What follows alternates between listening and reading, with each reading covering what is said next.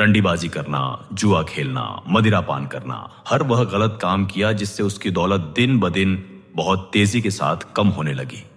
और फिर एक दिन ऐसा आया कि वह पूरी तरह कंगाल हो गया। जो मित्र सगे संबंधी कभी उसका सम्मान करते थे, आज वही उसका मजाक उड़ाते हैं। मारे शर्म के उसका जीना दुभर हो गया। अब किसी तरह मेहनत मजदूरी करके ना पेट भरता है, ना आंखों से आगे।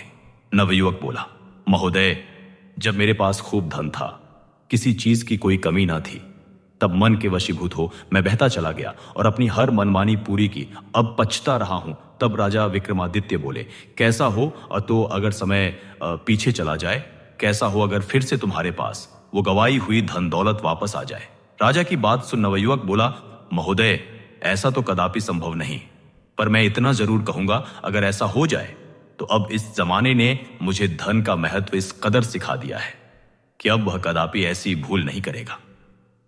उस नौजवान का मलाल देख राजा विक्रमादित्य ने उसे अपना परिचय दिया और उसे जितना धन उसके पिता की मृत्यु उपरांत मिला था, उतना ही धन फिर से दे दिया और उसे किसी अच्छी जगह निवेश करने की सलाह दी।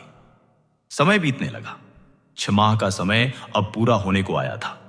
वे दोनों साधु फिर से राजा विक्रमादित्य के दरबार में हाजिर हुए और बोले, बताओ राजन, क्या आप किसी नतीजे पर पहुंचे?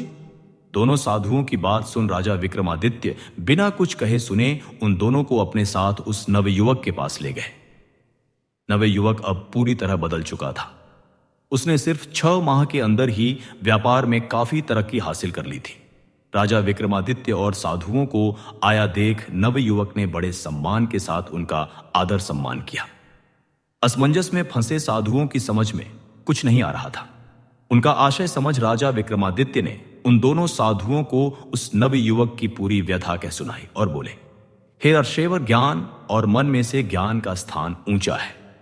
मनुष्य के ऊपर बार बार उसका मन हावी होने की चेष्टा करता है, पर अपने ज्ञान के बल पर विवेकशील मनुष्य मन को कभी अपने ऊपर हावी नहीं होने देता। मन अगर रथ है तो ज्ञान सारथी, बिना सारथी रथ अधूरा है। राजा विक्रमादित्य की बात सुन दोनों साधु पूरी तरह आश्वस्त हो खुशी खुशी लौट गए। इतनी कथा सुना 7वीं पुतली कौमुदी राजा भोज से बोली, अगर है आपके अंदर भी ऐसा गुण तो आइए, आपका स्वागत है इस दिव्य सिंहासन पर।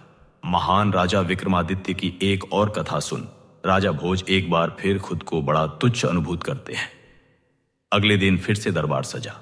राजा भोज फिर से उस सिंहासन पर विराजने के लिए आए, पर एक बार फिर एक दिव्य प्रकाश के साथ एक और चमत्कारी पुतली तारातीर सिंहासन से प्रकट हुई और हमेशा की तरह राजा भोज को सिंहासन पर बैठने से रोकते हुए उन्हें राजा विक्रमादित्य का एक और किस्सा सुनाना प्रारंभ करती है।